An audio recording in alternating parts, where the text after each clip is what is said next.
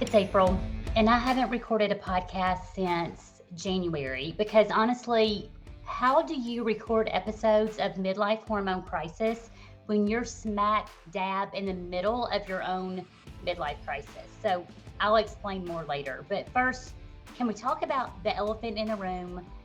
Oprah, the queen of self care and self help, finally gives menopause some airtime. But with all of this self serving virtue signaling, did the special really help women or was it just too little too late? Today, I'm breaking down what Oprah got right and what she got wrong, and what you desperately need to know about menopause because you cannot afford to wait another 20 years for someone else to get it right. It's all today on the Midlife Hormone Crisis podcast. Welcome back to the Midlife Hormone Crisis podcast. Yes, this is the relatable podcast for the pissed off perimenopausal woman who is fed up with hormonal chaos and the frustrating lack of answers from mainstream healthcare. I'm your host, Jennifer Pickett, and I am a deprogrammed dietitian turned functional medicine health coach and certified midlife hormone specialist.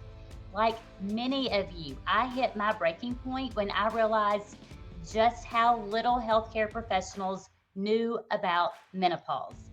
My own hormone wake up call has sparked a journey filled with intensive research, expert mentorship, and a mission to empower every woman with the essential information she deserves to know.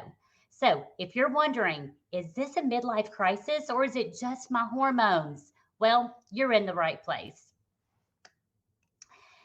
Listen, I know where you're at. I know you're frustrated. You've been desperately searching for answers, dealing with hormone chaos, and just when you think you're getting somewhere, well, a big celebrity like Oprah, her TV special hits, and more confusing advice floods your social media feeds.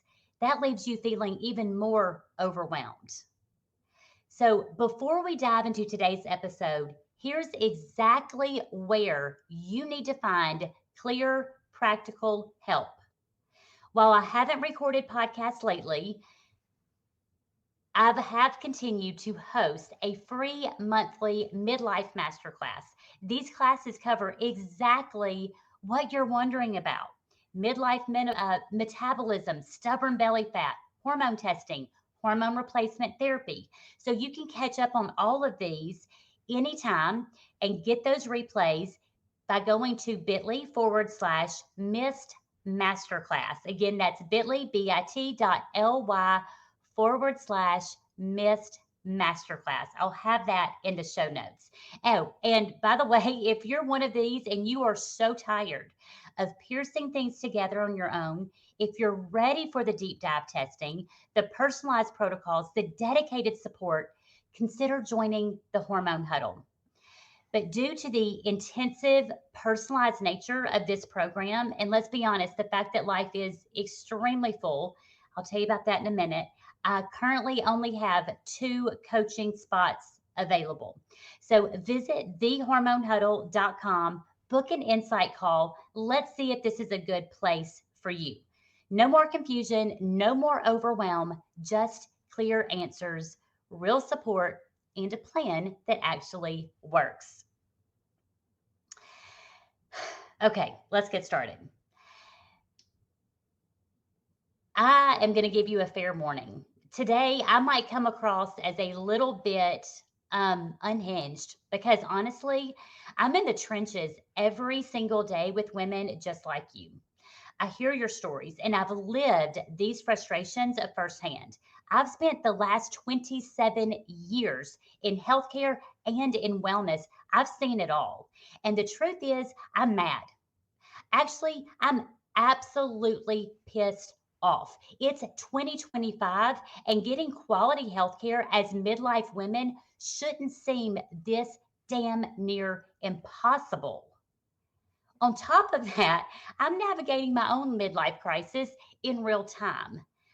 if we've connected online, if we're friends online, you've probably seen my news. My daughter, Maddie, my oldest, she just got engaged to her childhood sweetheart, Jonah. So we're going to be diving into wedding planning.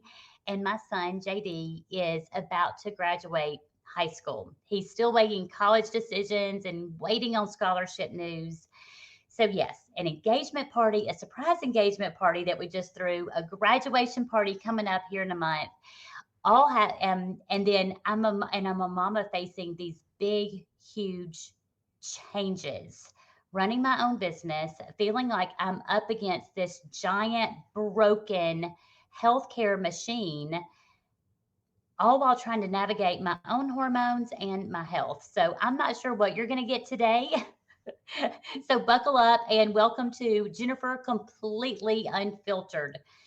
No promises here, just real talk. Because dang, it's a lot, right? You can relate to this. Um, Here's my question. I wasn't gonna even address. I'm not a huge fan of Oprah. There's my confession from the beginning. I used to many, many moons ago, but recently, recent years, haven't been a big fan of hers. Was gonna kind of overlook this because I thought it would be exactly what I thought it would be, but had several people reach out wanting my thoughts and opinions, and I thought, well, this is a good podcast. Time to get back on the saddle, record a podcast. So here we go. I watched it, and one of my first thoughts was, what took you so long, Oprah? Where the hell have you been? What took you so long? So she's telling her story, and it's frustrating. It's a story that is so familiar to every one of us. She started noticing heart palpitations. She went to all these different doctors. She had a cardiologist. So that was at age 48. That's when she first started noticing symptoms. I want to point something out to you. She's now 71 years old. Women have waited decades for Oprah's voice on this. Oh, by the way, just so you don't think I haven't done my research, she did a little special in 2023 on menopause as well. Just a little awareness special in 2023 with Drew Barrymore. Oh, yay. Age 48, when she started going through all of this on her own, now she's 71. So as I watched this, my main thing I kept thinking was too little, too late.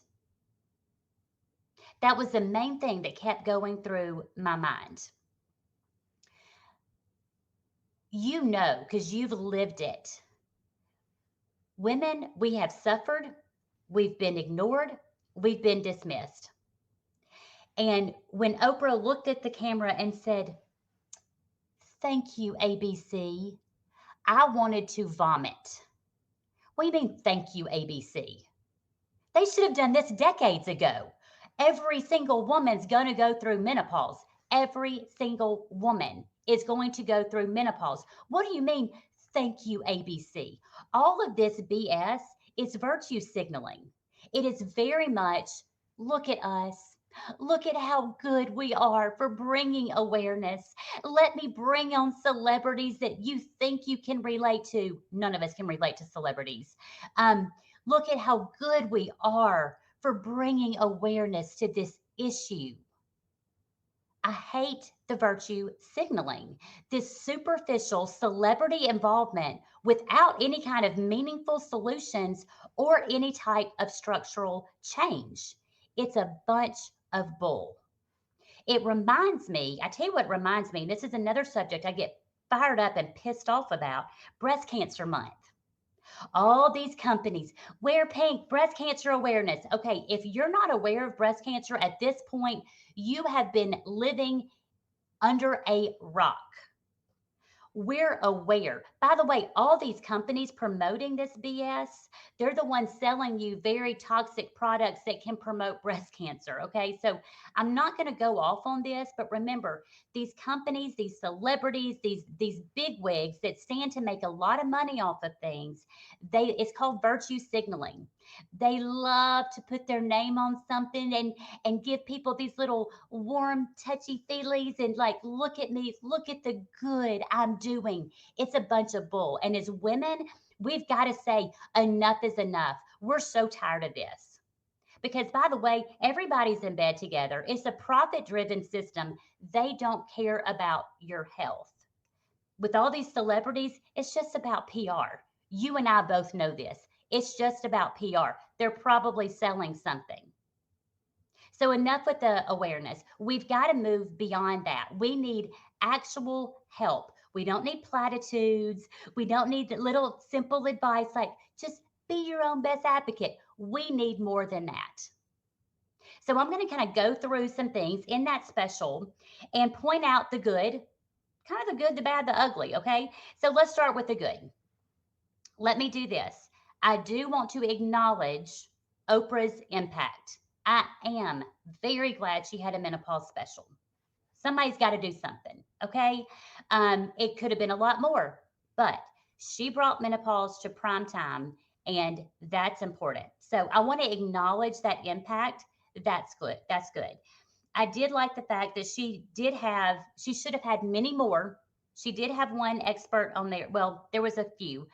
Dr. Mary Claire Haver, you've seen her videos. She gets a lot of attention. And I will say this about Dr. Mary Claire Haver. I'm glad she was on the show. I really, really, truly appreciate what she's doing in bringing awareness specifically for midlife women. She's not leaving out nutrition, lifestyle. She's really talked about hormone replacement therapy. Um, and she did a very good job of educating during this. The little bit of time that she was given, there was some good educational pieces. So let me point those out. I like how she explained the cessation of ovulation and the decreasing number of eggs and how that impacts our hormones. I like how she described the hormones being very, very erratic during perimenopause and then dramatically declining, and perimenopause being the zone of chaos. I thought that was fantastic. Um, where there's several areas, and there's not enough time to get into it on this particular podcast. There's several areas that I do not agree with Mary Claire Haver. That being said, I appreciate what she has done to bring attention, to bring awareness, and I think that's pivotal. They brought up some really good statistics in the show. So the fact that how declining hormones impacts our brain health. 2 out of 3 Alzheimer's patients are women. They brought up the fact that half of women are dissatisfied with their sex lives. That's huge. That's pivotal. And that is because of what's happening behind the scenes in our body. I will say this about the show, the special. They did highlight some very positive statements about hormone replacement therapy. It's important that we go there, that we have that conversation. You need to be fully informed. So I appreciate the fact that they did point out some really good benefits of hormone replacement therapy. They made the statement that so often, if you qualify for HRT, the benefits outweigh the risk. They addressed the biggest elephant in the room when it comes to hormone replacement therapy, and that is the WHI study, the Women's Health Initiative study. They pointed out errors in that. They stated that the Women's Health Initiative study did initially, it overemphasized the risk and underemphasize the benefits. Now, they didn't get into all the details, but they touched on that. And I think that's very important because that one pivotal study completely derailed women from getting good care. Excuse me. You see what happens when I get all fired up. So let's talk about next. That's what she did good. Let's talk about the missed opportunity. There was too much vague, generic advice, including that from Dr. Mary Claire Haver. Um, Just very, very vague, generic advice. This is it. This is just vague, generic advice you can get anywhere. So you can skip the special because it just, that vague, generic advice like educate yourself. Where are you supposed to educate yourself? Where are you supposed to get that? Be the CEO of your own healthcare. She said it can take 6 to 8 doctor visits to find help. Girl, let me look you in the eyeballs and tell you, if you are with the same doctor and it's taking you 6 to 8 visits to get the help you need, find another doctor. But I do want to be very blunt and candid with you because I get this question all the time. Jennifer, can you give me the recommendation for a doctor? This is not as simple as just finding a good doctor. You have to know what you want. You have to be fully educated long before you find a doctor. Otherwise, how do you know if it's a good doctor or not? Okay, that doctor has this little bitty tiny amount of time with you. You need to be fully educated about hormone replacement therapy, what your options are, what does it look like to be a good host, and like what lifestyle and nutrition factors are needed to support a body during midlife. All of this really needs to happen long before you walk into your doctor's office, but you're not being offered that help. Okay, so this is not, you have to be educated first, and this is not as simple as just finding a doctor.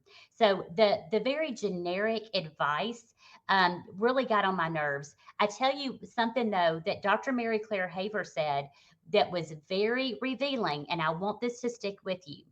She revealed that she only received 6 hours of menopause training. Only 6 hours. 6 hours. I want you to think about that. And I want you to think about that OBGYN who is very busy taking care of mamas and babies. That one doctor does not have the capacity to care for a woman through all the life phases. She just doesn't. But we live with this broken system. And I don't know why doctors aren't speaking up saying, okay, hold up. This is a little bit much. And midlife women aren't getting the care they need. But again, you can have a really good doctor stuck in a very broken system where their voice, their opinion really doesn't matter because they're receiving all this pressure from a healthcare administrator. Another missed opportunity, if you will, during that special is they had Leanne Morgan on there. Leanne Morgan is a comedian. Absolutely love, love, love, love Leanne Morgan. She's fantastic. She's hilarious. She's my absolute favorite. I love that we can laugh about some of these things. But let me tell you, being in the trenches with women every day, we got to go beyond just laughing about it. We need real help. We need real support. So, Leanne Morgan said she made a joke about women getting testosterone pellets and how they've got these little weak husbands and like the women are like going strong, and ready to have sex all the time. Yay, how funny. Yeah, humor can help. Uh, Pellets, that is a big decision. You need to know all of the benefits, all of the risk. Is that the best way to go? Um, and you don't need to get your advice from a quick sound clip or a quick joke. And that's what bothered me because the way this was presented was basically if you were watching this and you didn't know better of, oh, okay, like I have low libido, so maybe I should get a testosterone pellet. Like maybe that's what I should do because it was given no other attention outside of the joke and everybody laughing and nodding. Just pisses me off. So I do want to provide some caution about pellet therapy. You need to understand all of your options. Pellets are not the only form of bioidentical hormone therapy. And the best of the best, highly trained doctors that are working to replenish hormones will first dial in what is most important to you, which is estrogen and progesterone. Okay. By the way, libido is not just testosterone, libido is mostly estrogen. It's God's design. So there's my little soapbox about that. So there were some realities that were ignored or just minimized by Oprah's special. Um, so they did do a really good job talking about the cognitive impacts, the impacts on the brain as we go through perimenopause, menopause, and we lose our hormones. Okay, so there is actual structural damage and atrophy in a woman's brain that is due to the loss of estrogen. I'm so glad they pointed that out. I'm so glad they acknowledged that this has a big effect on your career, on your confidence, on your ability to focus. I think just them saying that, it makes all of us go, oh my word, yes. Like I relate to that. Like, okay, I'm not the only one. So that's a really good, wonderful point. Glad they made that. They also pointed out that these changes persist, they don't go away. When you have a symptom like a hot flash, that might last for some time and then it gradually goes away. The damage to your brain does not go away. Um, they acknowledge just the stress of perimenopause, that zone of chaos. Again, I do like that Dr. Mary Claire Haver's term. Um, they did point out that not everybody experiences hot flashes. I was very much appreciative of that because one of the things that I've noticed in speaking with women every single day is that women have this notion of, okay, I think I'm good because I haven't had a hot flash yet. So I don't think I have to worry about this until I have a hot flash. False. There's a lot of things happening behind the scenes. Sometimes that is manifested in symptoms, sometimes it is not. And we have a lot going on during perimenopause. You separate out the physical changes due to the hormonal decline. We're trying to manage our career, raising kids. We may have aging parents. Like there's so much happening at once, and we feel like we're losing our mind. So it is helpful when we hear that other women, like we're all in the same boat and we're in this together. So I do appreciate that. Getting back to the symptoms, I do want to point something out to you because this was not acknowledged at all. They talked about hormone replacement therapy very quickly. And I feel like if you didn't know better, you would be like, okay, I'm just going to get some hormone replacement therapy and I'll be fine. Well, what about those of you who are already getting hormone replacement and you wonder, is this as good as it gets? What about those of you who are like, are my hormones optimized? Like, I'm getting this, but like, is it making a difference? Like, I want to be like the most proactive. Are my hormones optimized? You're wondering, what about my metabolism? What about my thyroid? What about my embarrassing bathroom issues? Like, I mean, these gut issues won't go away. They did not address at all that you need to be a healthy host if you want to put in hormone replacement therapy. That was not addressed. They did not, they missed the big picture because Dr. Mary Claire Haver and her like group of doctors, they call themselves the Menopause, which gets on my nerves because it sounds like a Mean Girls Club. And if you're depending on what social media channels you're on, you might see some of the going back and forth and the arguments and all that good stuff. Because when you get menopause experts together, what you quickly learn, and this is my source of frustration, what you quickly learn is that there is much more argument than there is agreement. And that's where I get so angry because I'm like, we're in 2025 and everybody wants to be right.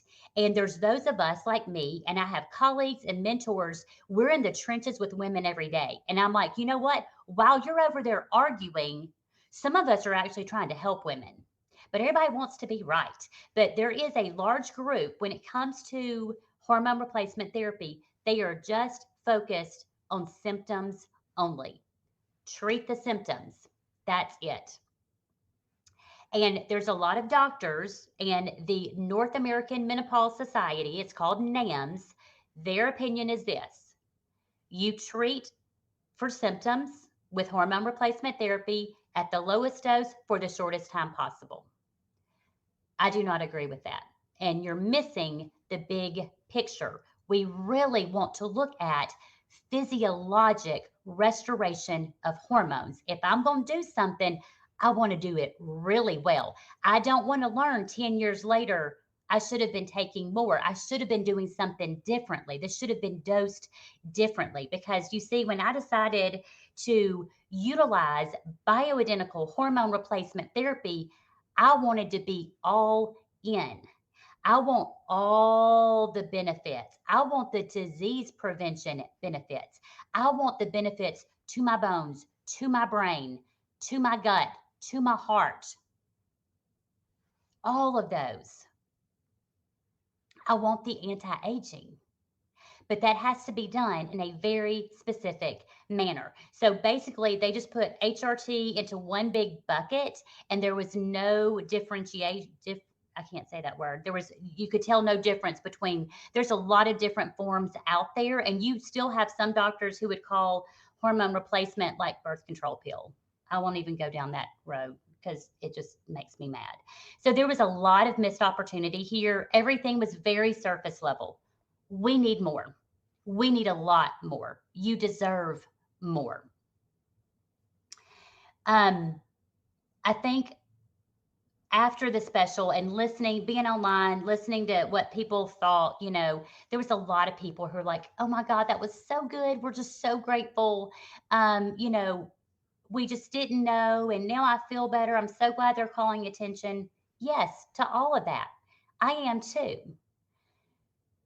But what I want you to hear is that we are so used to crappy healthcare that any sort of little bits of information, we're like, oh my God, thank you so much. Like, we're so grateful for these tiny insights because our healthcare has been so very inadequate. You don't know what you don't know. How do I know this? Because I'm talking to so many of you every single day. And women are like, I had no idea. Like, thank you, Jennifer. That call was so insightful because I had no clue. It's They give us a little bit and they're like, oh, look at us. Aren't we sweet? We've given you some good information. Okay, pat us on the head. Bye-bye now. It's so dumb. Here's the analogy that I thought about. It is like being in the desert and you are so dehydrated, you're so thirsty, and somebody hands you this tiny little cup of water. It's tiny. It is not enough, but you're so grateful. You are so grateful because you're so thirsty. So you take that water and you drink it and you're like, oh my goodness, thank you so much. That was so helpful. But then the person who gave you the water, they don't tell you what direction to walk in to get more water. They don't tell you where to go to get more water. They just say, here you go, be grateful for this little bitty cup of water. Good luck. And they disappear. Women are desperate for information. We need more than that little cup of water, but we're left without guidance on next steps.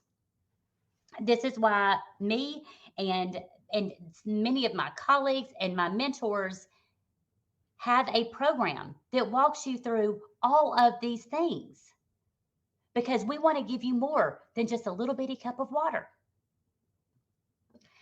Here's another critique because I can't let this one go. Halle Berry. Yay, Halle Berry. Yes, she's beautiful. I appreciate her acting abilities, whatever. Her suggestion was for women to have a siesta, a menopause party, a siesta. Like, oh, look at her and her creativity. Um, let me tell you something. We don't need a damn party. We need better health care.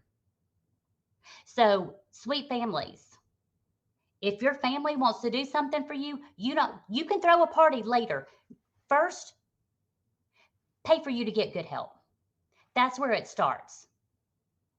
Then, when your hormones are optimized, heck yes, throw a party. But this stupid suggestion, throw a siesta, it's a bunch of BS, okay? Give us the help we need. We don't want to figure it out on our own. Somebody has got to address, I'm going to wrap this up, y'all. Somebody's got to address these massive failures in women's healthcare. We have these huge systemic failures in healthcare. Massive. I just don't know why we're in 2025 and we're just so used to it, we don't even know better. And let me tell you, a stupid little special by Oprah isn't going to cut it. We need doctors to step up. We need more menopause specialists trained. We need insurance to cover extensive hormone programs like mine. We're just so used to crappy healthcare. We're used to being dismissed and ignored. We're used to suffering in silence. That's what we've been doing. We need to become more vocal, but we're going to have to think out of the box and get help where we shouldn't have to get help. I shouldn't have had to create a hormone program. It should be covered by insurance. You should not have to hope and pray you can find a good doctor. You should know all of your options for replacing hormones and what that looks like, what that means. This should not be a big deal. I admit this comes across as very, emotional and unhinged and whatever. I'm sorry.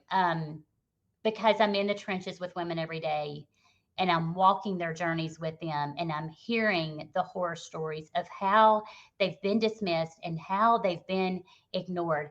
I get pissed off. Do you know, just a quick fact, I want to point this out. Do you know that it was not required for women to be included in research until 1993? 1993. It was not required that women have to be included in research until 1993. What the heck? Y'all, we've been ignored, okay? Here's something else I'm going to piss off some of you, and that's okay. I'm probably going to get some hate mail for this. I want to point this out. If you are a man transitioning to a woman, that is how you get good health care. You will get all the hormone testing. All of your hormone treatments will be covered. However, if you are a midlife woman, you're on your own, girl. You're on your own. So that's where I get really upset, because I'm like, okay, if you're a man transitioning to wanting to be a woman, you're going to get great health care. You're going to get superior health care, probably the best of the best. You'll get all the testing, all the hormones, all the stuff.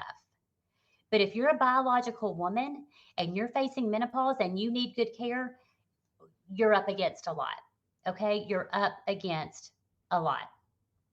And what that means is that you are making decisions based out of desperation, because there is this massive lack of education, resources, and support.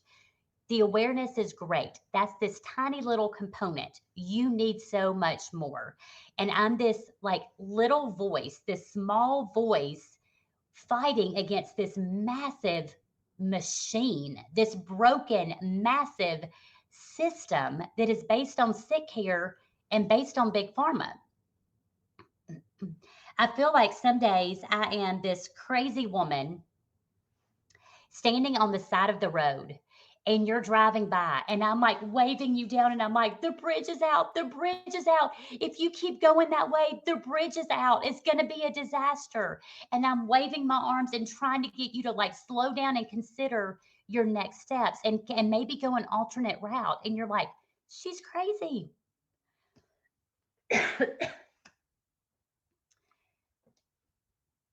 You need a new route. The bridge is out.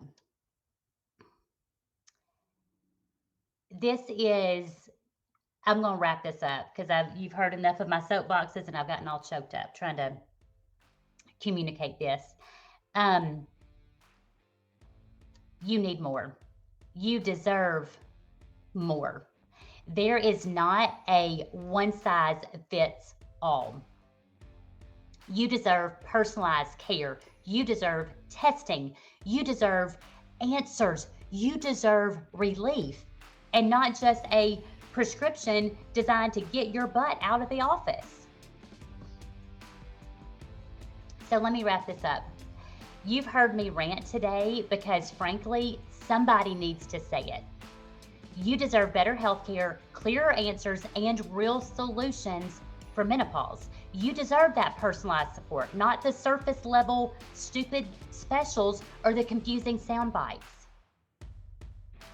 So if you're feeling overwhelmed, if you're feeling confused, just like a vast majority of the women that I meet, please know that real help is available. My free midlife masterclasses, fantastic place to start. Loaded with those practical strategies on midlife metabolism, belly fat, hormone testing, hormone replacement therapy. You can find all of those replays, remember, at bit.ly/missed masterclass. But let me speak to you. If you're done,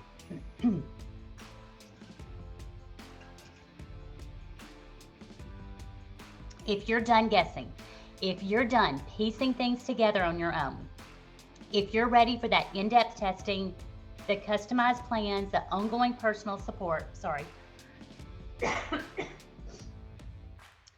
I have 2 spots available right now in the Hormone Huddle. You've heard what's all going on in my life and all the craziness, but this coaching program is very comprehensive in nature. So I limit the number of clients that I take. So go to thehormonehuddle.com, schedule an insight call. Let's figure this out together because you deserve to feel your best, and I'm here to help you every single step of the way. Thank you for tuning in today. Take care of yourself, and I will catch you next time.